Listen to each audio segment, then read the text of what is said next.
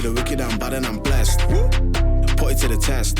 For the rest, there ain't no contest. So what's next? Got me leveling up, I'm obsessed. I bring the fire like I'm possessed. My personnel and my clique is the best. There ain't no contest. There ain't no one like cause of you dumb or you crazy. Good morning.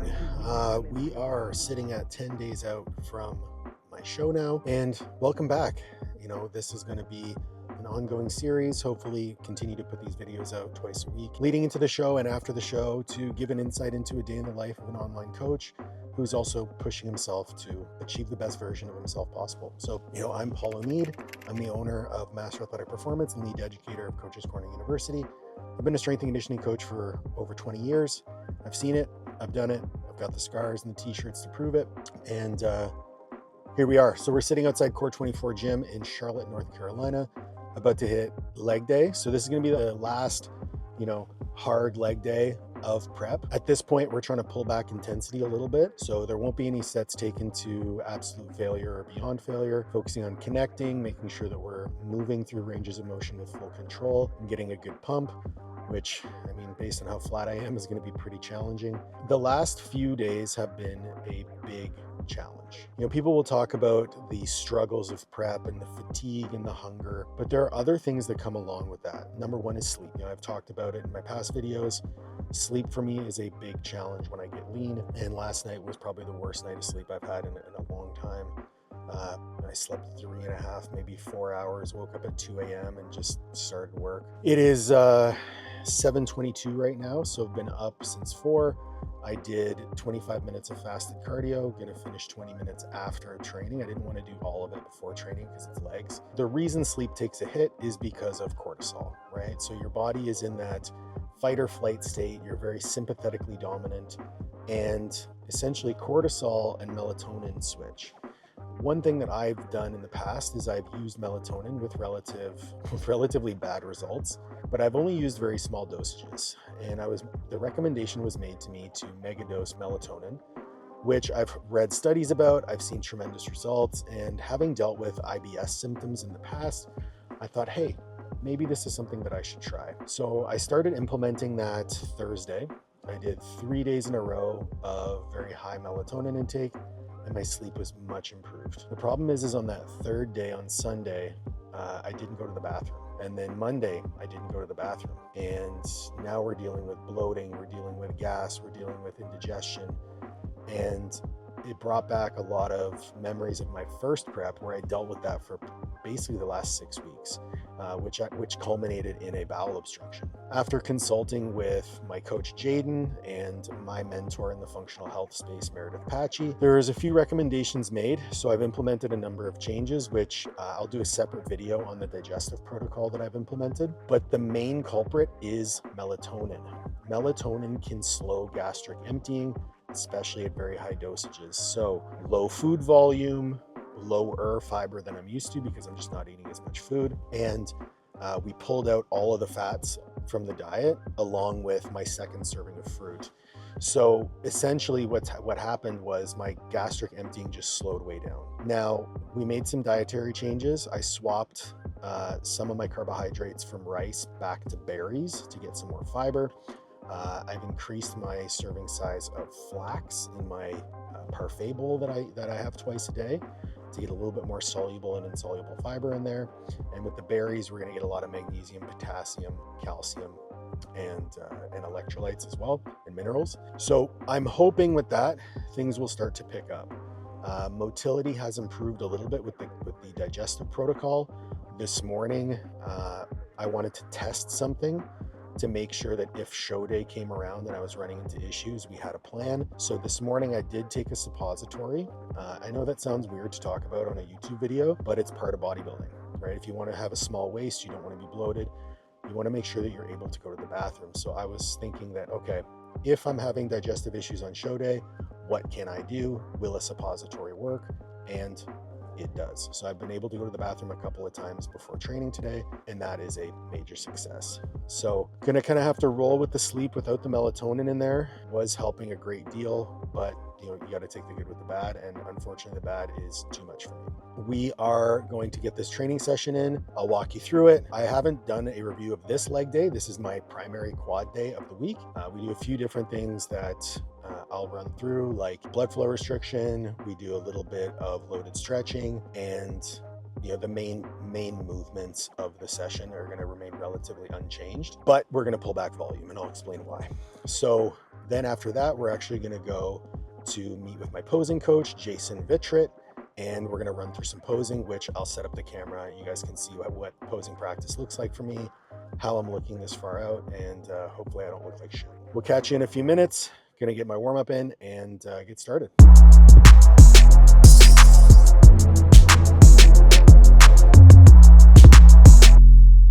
All right, last heavy leg day, heavy relative. We're starting off with some seated leg curls. I did 10 minutes on the treadmill, just walking, just to get some additional steps, and then spend a little bit more time mobilizing today, feeling tight through the hips. Here, we're still focused on connecting, feeling a good stretch, and making sure that we're aligning that pelvis properly. I like to maintain a bit of a posterior pelvic tilt, pulling my ribs down, driving my knees up into the pad as I curl. We're essentially doing 10 reps, working up until a somewhat maximal set of 10 to 12, 8 to 12. Then we're gonna do a back down set, emphasizing the stretch, and then move on. The goal today is going to be blood flow, connecting and moving through controlled ranges of motion, which ultimately is the same goal as always. We're just pulling back the intensity just a bit, not taking these sets to absolute failure.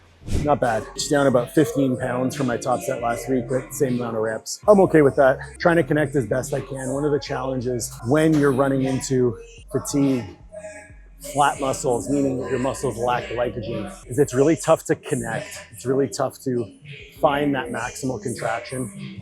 So you'll notice I'm taking a little bit of extra time in the end ranges, making sure to control my eccentrics, trying to feel the muscles as much as possible to make sure that I'm not compensating. Back down set, we're gonna emphasize the stretch, so we're gonna lean forward in the seat. We're gonna get pauses at the top and at the bottom. Just try to move through it as slowly as possible, really connecting, really trying to drive blood flow.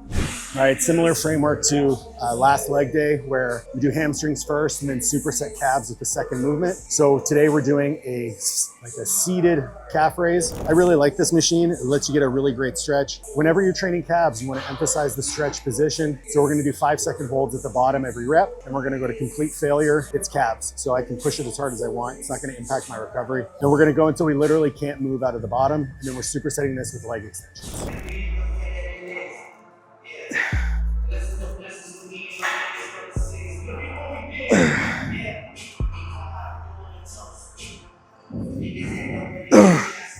All right, so still warming up on the leg extension. Just doing sets of 10, working up until a heavy set of 8 to 12, pausing at the bottom, squeezing out, trying to start the contraction with my hip.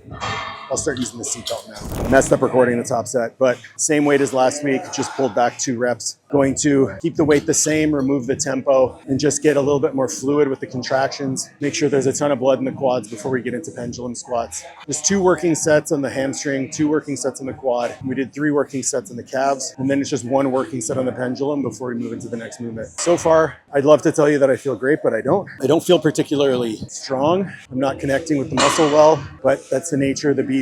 10 days out. You're just trying to provide a stimulus to maintain muscle mass, and then we're trying to offload a little bit of fatigue by pulling back intensity. Seatbelt. We're gonna keep things optimal, science-based.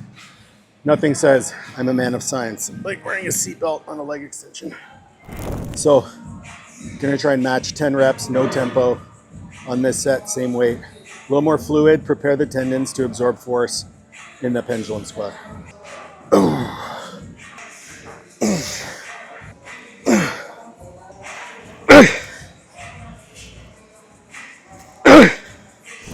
So again, as you can see, we're still training hard, but normally I would have taken that for a couple partials at the end.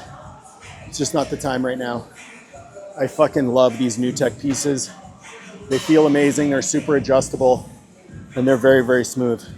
All right, so this is the big movement of the day.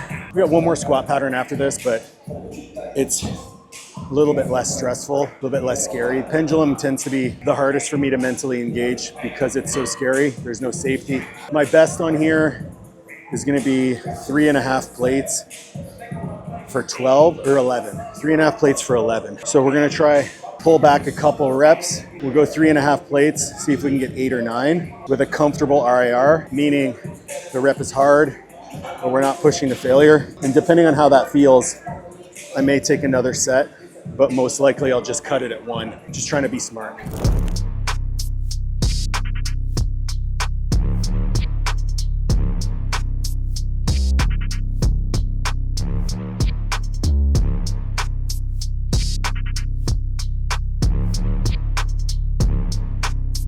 A little bit of a different strategy warming up for this. I only do what I need to do on this. So on the leg curls, leg extensions, we kind of did sets of 10 working up. On this one, do an empty sled for 10, plate for 5, 2 plates for 3, 3 plates for 1. We're just trying to get used to the groove. There's plenty of blood in the quads. We just need to grease the groove of the pattern and save all the energy for that top set.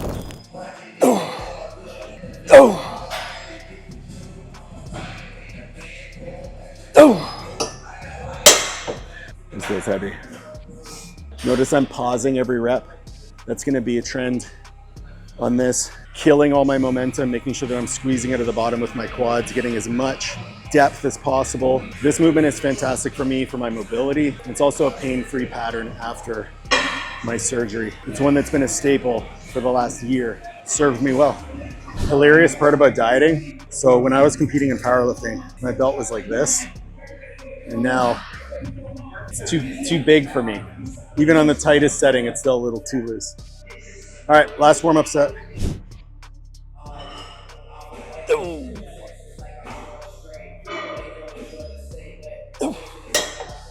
It actually felt pretty good.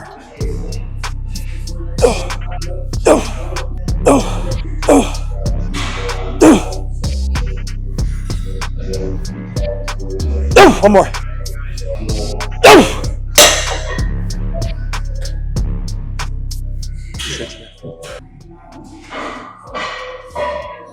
Sometimes you just gotta fucking do it. That actually felt pretty good, surprisingly. So we're into our somersault belt squat, one of my favorite exercises. One thing that I do here is I make sure to measure how many links in the chain I need so that I can touch the bottom very lightly in the bottom of that range of motion to standardize things. 2, 3, 4, 5. That keeps me consistent rep to rep. This is a movement I feel really well, so.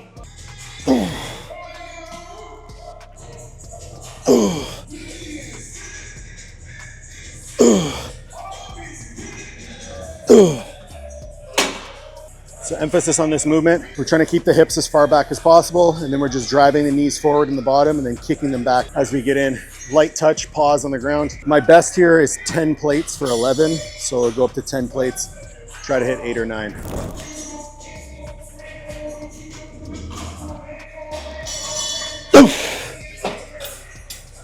Again, just feeling it out.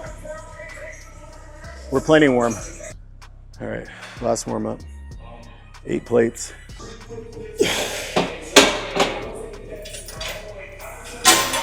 So something I haven't said is my stomach's pretty upset. It just feels like the water's sitting in my stomach and I'm a little bit distended. So it is making bracing a little bit harder, but all in all, having a good session so far. Just try not to shit myself. Feeling pretty strong. I definitely have 11 in me, but pulling back a few reps, staying short of failure, connecting really well. My joints don't hurt. I'm actually feeling pretty good right now. Just trying to be smart. That's enough of a stimulus. When we look at hypertrophy, anything 5 reps from failure, we're gonna get a hypertrophy stimulus. Right now, it's about maintenance volume. We're just trying to maintain the muscle mass. We're not trying to build muscle mass. And when the deficit is so deep, calories around 1,700, cardio is at 45 minutes to an hour a day, depending on what day it is, the goal is maintain muscle mass. So we just need a stimulus. And I'm really, really happy with that. We're gonna do a down set here. I'm probably just gonna match reps with no tempo, no pause, and call it a day. So I did 8. I'll probably try to 8 to 10 because I think I did 14 with no pause last time. That's one of my favorite strategies with legs especially. Hit that top set with like a great tempo, super solid, no momentum. And then when you're pre-fatigued from that, go into the down set, just keep the weight the same and remove the tempo. Usually what people do is they'll do that top set really heavy and then they'll back down the weight for the tempo set. I would much rather get a really big stimulus on something that encourages more motor control. And then instead of having to load a ton of weight onto my joints, I can just keep the weight the same because I'm already pre-fatigued and I have a rep target that I can beat. So, you know, it stands to reason if I remove the tempo, I should be able to get more reps. So that down set ends up being higher repetition anyway. Food for thought.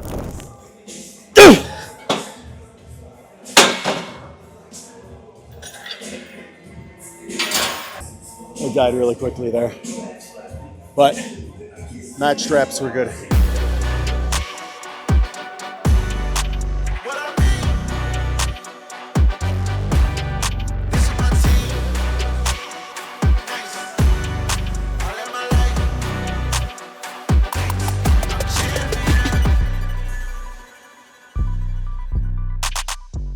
All right, we're done.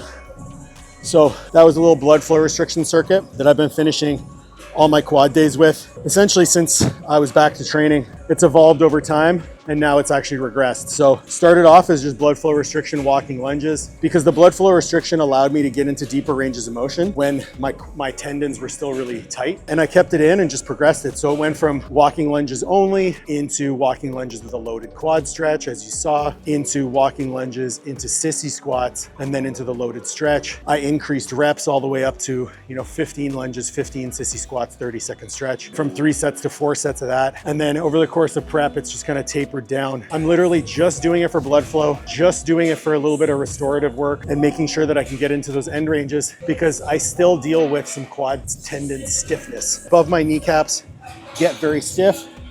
And I find that doing these loaded stretches with the blood flow restriction really helps to open me up and keep me a little bit more mobile in between sessions. That's it, we're done. It is 9:45. I'm going to do my 20 minutes of cardio, even though I really don't fucking want to. I just know that I won't have time later today, so I gotta get it in. The illusion of choice, I mentioned in my last video. I have to do these things because if I don't do it now, it's gonna be very late at night before I can get it done. It's not gonna be the best time. It's gonna impact my sleep, which is already shitty. So I'm just gonna fucking bite the bullet, do the 20 minutes now, and be done with it. I'll catch you after. All right, just finished up cardio and actually went to the gunsmith. Had to drop off my optic to be mounted to my rifle because I don't have the tools for it. That's something that I definitely have to purchase, is a set of AR tools. Just had my meal, post-workout meal, which is 75 grams of rice, 150 grams of extra lean ground turkey, and 100 grams of vegetables. So some of the changes I made to accommodate for more berries in the diet, essentially I have 3 meals today that have 100 grams of rice. So all I did was remove 25 grams of rice from each of those meals to accommodate additional berries in the diet. Very simple modification, and it's gonna allow me, again, more minerals, more fiber, and more food volume, to be honest. Now I am headed out to Huntersville to meet up with Jason at his place and do some posing. So I'll take you along with me, and then we'll get on with the day. I also think it's funny, this prep's a little bit different. Last prep I did, I felt like I was dragging ass all day and training was brutal. This prep, my training is the best I feel all day. Like that training session, it was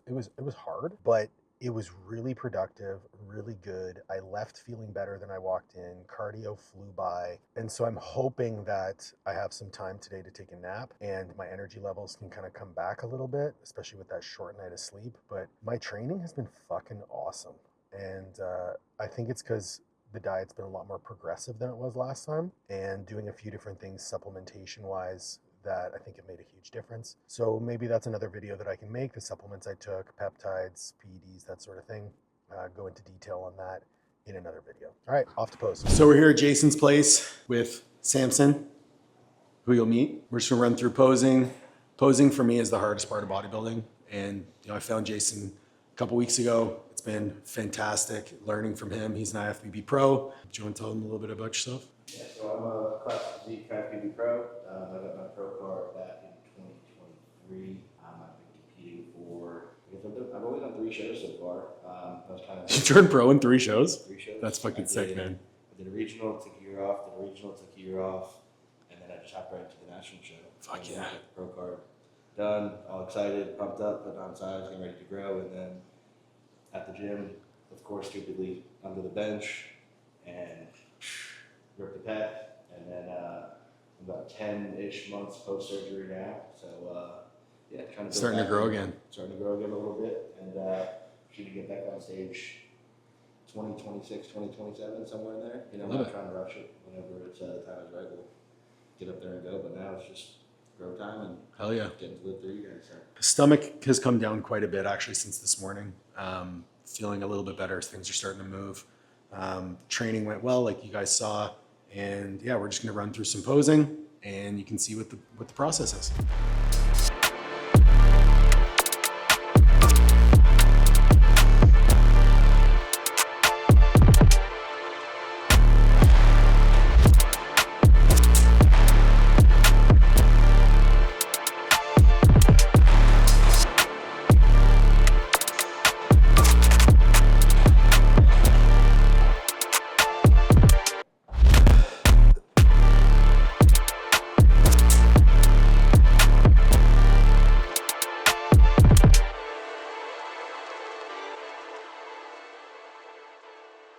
All right, so just got home, had to give the good camera to Liv because she was heading to the gym.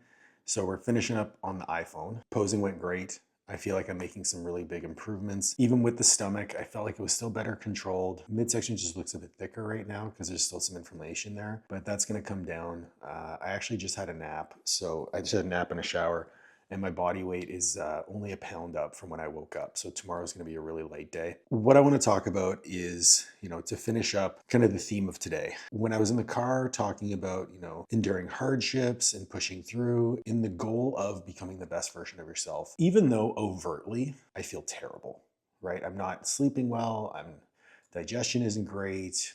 I'm still training hard, but my performance isn't awesome. My performance in my work is down quite a bit. I'm still trying to show up as best that I can for the people that trust me, but I know that I can be better and I have been better. Now, why do we do this? And it brings in the concept of happiness. And I have a bit of a different definition of happiness. For me, happiness is moving meaningfully towards the pursuit of a goal. My goal in everything that I do is to be the best version of myself. And in order to do that, I need to do hard things. Bodybuilding is the hard thing that I chose. Even though I feel the way that I feel physically, mentally, I'm very happy. I have actually probably never been happier in my entire life. The way that we go about our day-to-day, the way that we connect with one another, myself and my wife, the way that we invest into ourselves, I could not be happier with my life. And I attribute that to putting myself in situations that challenge me. I am moving meaningfully towards a goal. So when I feel the way I feel, it's a reminder, hey, this is what you signed up for. This is why you're doing what you're doing. You're doing what you're doing so you can feel the way you're feeling and still move forward. To me, that is the definition of happiness. Sisyphus rolling a rock up a hill, that's me every single day. I go to bed, that rock is at the top of the mountain. I wake up, it's at the bottom, and I have purpose in pushing that rock up the hill. I really do believe that the key to everyone being happy in this life is doing hard things. There's a reason why Cameron Hanes, David Goggins, Joe Rogan, Alex Hormozy, all these people are so popular in their messaging is because it's all the same message. It's just a different messenger. My hope for all of you is that you find that hard thing that's worth doing for yourself. Because if you don't find it, you're going to be leaving a lot of progress on the table. And I personally don't want to die with a full gas tank. I hope you enjoyed the video today, and it was a little bit scattered, but a lot of thoughts. And this is what I wanted to do. I wanted to share my reflections, share the things that I do on a daily basis, a window into what it's like to run a business and pursue the highest version of self. Please make sure to like, share, subscribe, ring the bell for notifications.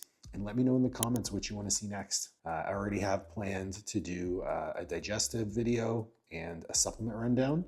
But if there's anything else that you guys want to see, let me know in the comments.